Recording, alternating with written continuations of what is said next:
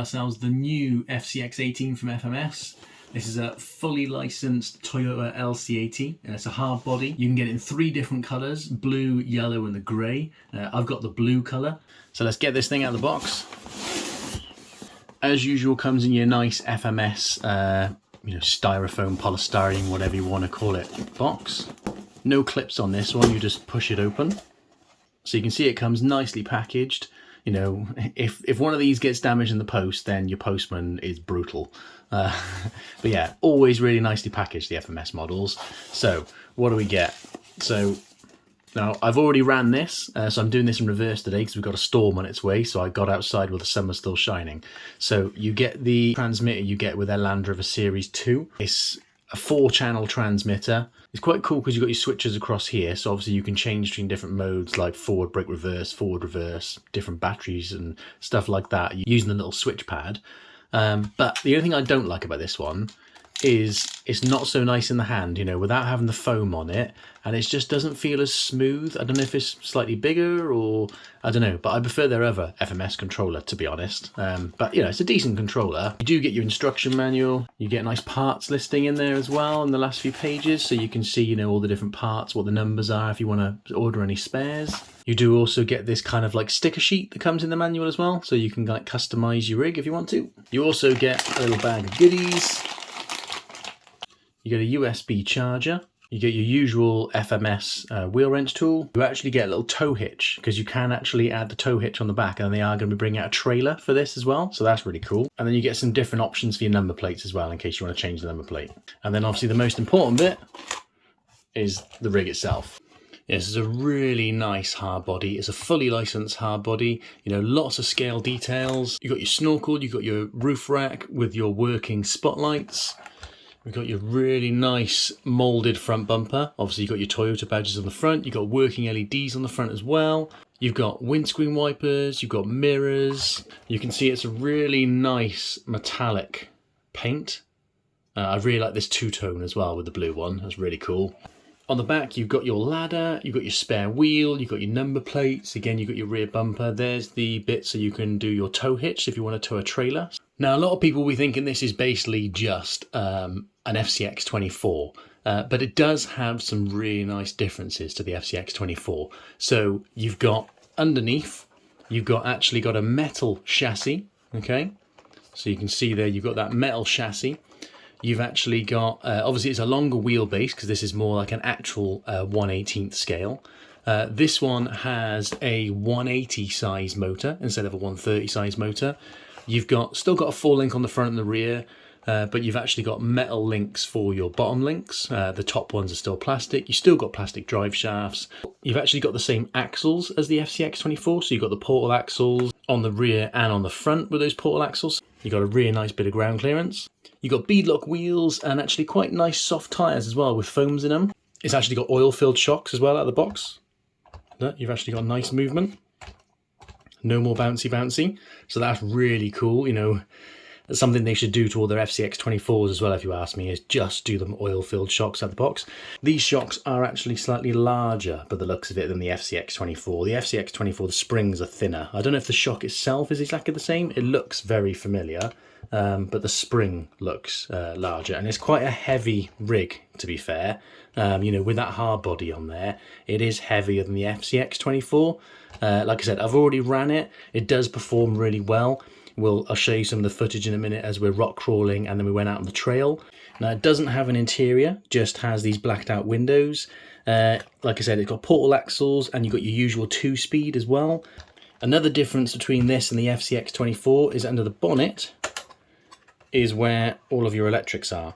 So you've got this all-in-one ESC and receiver at the back, your power switch is by here, and then your battery is at the front. Now, what's really nice about this, if we pop it out, so yeah, this battery is a 900 milliamp hour 2S Lipo. The battery you get with the FCX24 is only a 380 milliamp hour battery. But to be fair, with these 380 milliamp hour batteries, I mean, I've never run out on a battery, to be fair, and you normally get a good 30-40 minutes runtime. So with this 900 milliamp hour battery, I mean, granted, you know, the rig's a bit heavier, but 900 milliamp hours, you're easily going to get an hour runtime out of this thing, I would say. In terms of the differences between the FCX18 and the FCX24, so few things. Obviously FCX24 doesn't have oil-filled shocks, although you can oil-fill the shocks. FCX18 does have your oil-filled shocks. 24 is meant to be a 24th scale, but the body, if you look at it, is actually almost bigger than the 18th scale. So it's a bit of a weird scale on the FCX24. Really nice body on the K5 Blazer, if you ask me. But yeah, they're not quite an 18th scale, whereas this is more of a true 18th scale in my opinion, and it's a really nice looking body. Obviously this has got a 180 size motor, this has got a 130 size motor, this has got a longer wheelbase. For the tyres, I actually really like the stock K5 tyres. These tyres are pretty good, and they are meant to be an improvement. To be honest, as you'll see in the footage I found on the trail, in my opinion, it could just be the difference in weight maybe, but in my opinion, I think the stock K5 tyres actually perform better than the FCX18 tyres. But obviously not the end of the world, because most people are going to upgrade their wheels and tyres anyway. But for an RTR, you know, they're decent tyres. For me, I just think this looks fantastic. The scale on this thing and the realism, I just think it looks brilliant. It's a little bit too high, I would say. It'd be nice if it was a little bit lower. It is quite top heavy, because obviously it is a big heavy hard body. But obviously with that big battery at the front, that is going to give you a lot of weight up front. So, you know, it's not going to tip as much as you'd expect it to be honest. And obviously with those oil-filled shocks straight out of the box, you know, you've got better stability. Now, obviously what a lot of people are going to be interested in, as in my opinion, this I would say is the main contender with the TRX4M. You know, a lot of people love the TRX4M. I think it's a brilliant rig. In my opinion, I think the FCX24 is actually a better, or at least better value for money, ray to run than the TRX4M. You know, for me, the TRX4M was a little bit of a disappointment out of the box, but you can see in terms of size-wise, you know, much more similar with the 18th scale. You know, I think the TRX4M does the 18th scale really, really well, and obviously this is much more fitting with that scale. They have the same wheelbase, so again, it's much more fitting. But yeah, I think they look awesome together, don't they? I think, you know, which one do you prefer, Defender or LC80? I'm torn. Now, in terms of performance, I'll be completely honest, this is better. I fitted the low range gears in my TRX4M because stock, the slow speed control on it is horrific in my opinion, and it drove me round the bend. The slow speed control on this FCX18 and the FCX24 is just a million times better than the slow speed control on the TRX4M in my opinion. You know, this has got 2-speed, this has got pole axles. You can see it's got more ground clearance than the TRX4M. You know, it's got a proper hard body, whereas the hard body on the Defender's a bit kind of like thin and, you know, it's just not... It's not as good as the hard body on the FMS models, to be honest. But yeah, so in my opinion, if you had to choose between the two, I'd take the FCX18, to be quite honest. Now, one of the really nice things about the FCX18 is because it shares the same axles, the same drive shafts, you know, you can... all the upgrades that you can get for the FCX24 and a lot of the spare parts are also the same for the FCX18. So it's not like a brand new model where you've got to wait for all new stuff to come out. Obviously the chassis is different, but you know, if you wanted to stick different axles on there, you know, you wanted to add some upgrades, you know, or your brass and things like that, you know, it's going to be the same as the FCX24. So straight away you could just go out and buy some FCX24 upgrades and chuck them straight on your FCX18. So steering servo, you know, it's not bad. There is a mod you can do though to actually swap the screw around on the axle to give you a little bit more steering angle. I'll put a link in the description to my simple mods you can do for the FCX24, which will be the same for this FCX18 pretty much. In terms of your electrical controls, channel 3 on your transmitter is going to be for your gearbox. So all the way back is going to be first gear, in the middle is going to be neutral, and then all the way forward is going to be second. And then for your lights, you're going to do channel 4. So single press is going to do kind of like a dipped beam with your headlights and your spotlights. Press it again, it's going to be like a high beam. Press it again, you're going to get hazard lights. And then press it again, the lights are going to go off. And then when you turn your lights on, you do have indicators. I'm not a fan of indicators, to be honest, because every time you turn the wheel, you indicate. It's just not real at all, in my opinion. So if you're going to run it like that, I'd probably stick the hazards on and just be like, yeah, dangerous driver coming through. And then on the rear, you've either got your indicators or obviously you can go to hazard lights, and then if you reverse, you get reverse lights, which obviously if you have it in forward brake reverse, then as you hit the brake, you're going to get brake lights, or if you hold it down, you get reverse lights. So just before we jump to the running footage, I'll just give you a quick summary of my thoughts on it. Obviously, I've ran it already. I would say tyres are pretty decent, but they could be better. The shocks, I think, if anything, are possibly a little bit too hard. I think with some softer shocks, you'd actually have some nicer kind of scale movement. They actually feel harder than the TRX4M shocks. But yeah, I would just say main things is possibly some softer shocks. It definitely needs some low down weight because obviously you've got that top heavy hard body, and then, you know, maybe change the wheels and the tires, and I think it would be a brilliant rig. To me, this has got to be the best scale ready to run mini crawler on the market right now. If you're thinking about getting one, I would say get it. You won't be disappointed. You know, a few simple mods and this thing is going to be an absolute machine. But anyway, let's hit the rocks, let's hit the trail, and then you can see what you think. Now I think it might struggle up this first bit because it's quite steep, and obviously this is quite top heavy with that hard body, but let's just give it a try and see what it's like.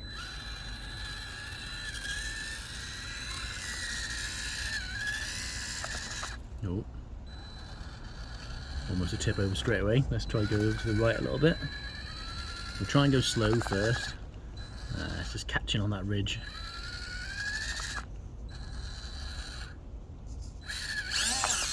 Nice, did it.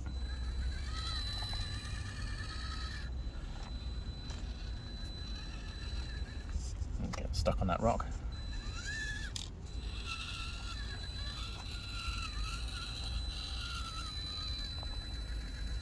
Nice grip on those tyres. Nice. As you'd expect, lovely slow speed control, just like the FCX24, you know, really happy with that. Let's see if we can get down without tipping it over. Might be a bit tricky. Try and go nice and slow. There's quite a step down there. Ooh. Oh, I think if I go, there you go. You can see it is quite top heavy. But yeah, obviously I picked a bad line then. But yeah, it is quite top heavy, which is what a lot of the FMS rigs are. Is top heavy because of those hard bodies. You know, I appreciate something like the TRX4M as a hard body, but it's very, very thin in comparison. And it's not really a proper scale hard body like these things are. Let's see what these tyres are like for grip, just getting up here. Quite often they can struggle when they get on the ridges, so let's just see what these ones are like.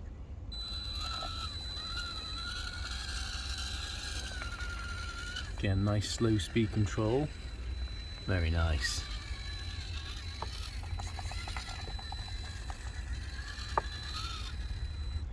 Easy peasy, very nice. Looks awesome as well. I mean, who doesn't love an LC80? I mean, I love a Land Rover, but who doesn't love an LC80? It just looks fantastic. So good. I love the fact they've gone for a two-tone on this blue as well. I just think that looks awesome. All those accessories, I've got all the lights on. Just looks awesome. As we're up here, let's just see if we can come down nice and slow as well with some descent. Nice. Hazards on, you know, just in case we fall.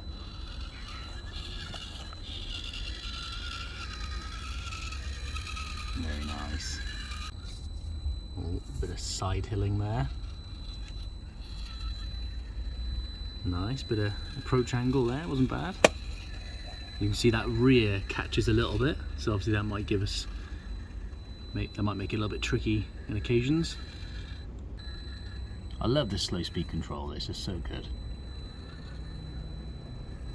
You've got to give it to FMS for that slow speed control. For a stock ESC out of the box, you know, that is fantastic.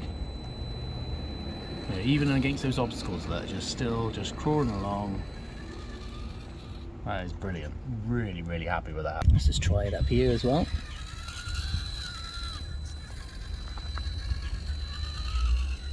Nice. Looks awesome, doesn't it? A bit more flex and some more low down weight, this thing is going to be an absolute weapon.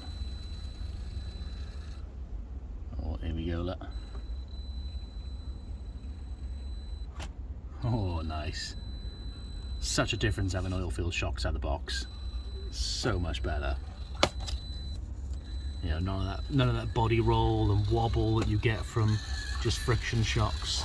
You know, it just makes it look so much nicer when it's driving, if you ask me as well. Quite often this can tip a rig over as you come up here.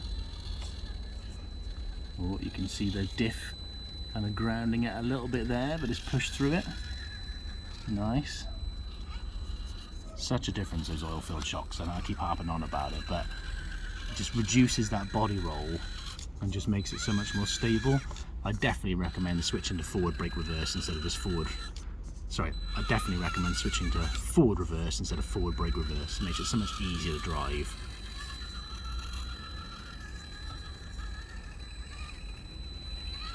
Oh. That's that top heaviness of it, you know. It does need some low down weight, I think. And try not to smash it to pieces on his first run.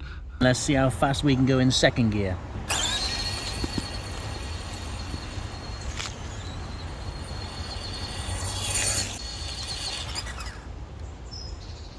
So you can see we've got plenty of speed in second gear. I mean, I can't keep up with that. That is really, really quick. That is awesome. So yeah, loads of wheel speed.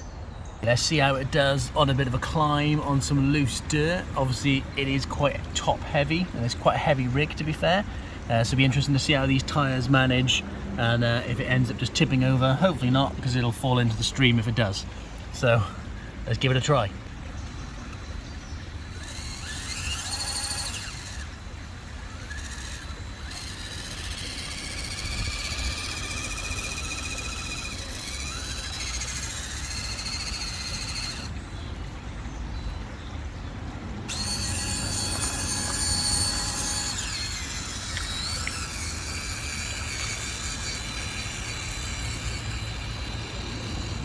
It wasn't bad. We definitely needed some wheel speed to get up there. The tyres are getting quite full of the wet kind of sandy mud. So yeah, let's see if we can try some more obstacles.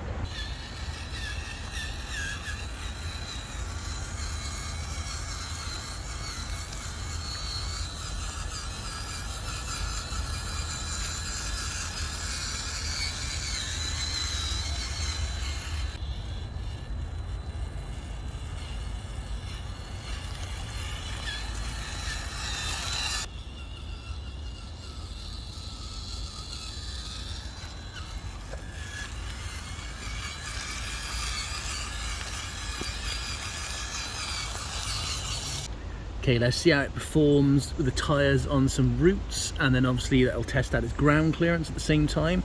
Obviously you can see it does have pretty decent ground clearance, but yeah, let's give it a try.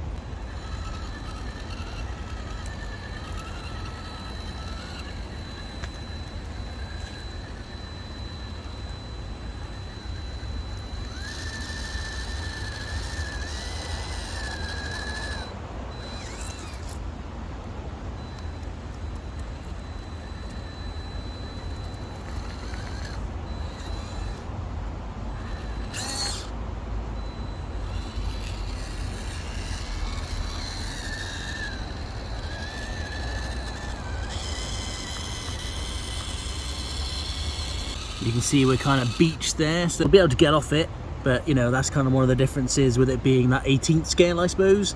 You do have that little gap, so let's just see if we can get off that.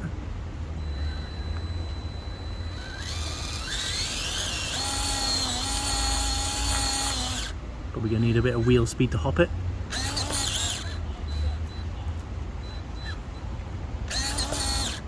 Oh.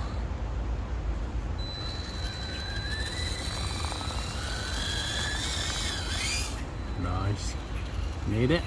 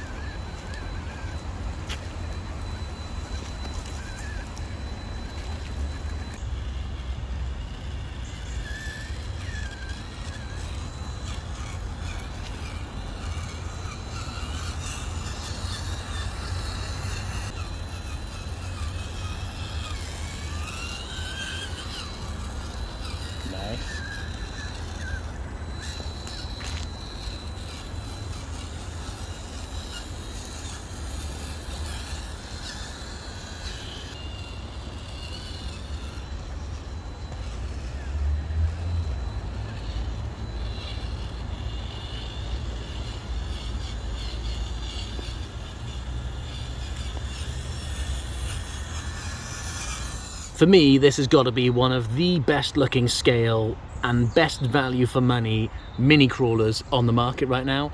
I think, you know, there's nothing really to complain about it. As an RTR, it's absolutely fantastic. You know, you get so much for your money out of the box. I just think it's brilliant. And, you know, nobody can compete with that hard body. You know, it just looks better than everybody else is offering at the moment, in my opinion.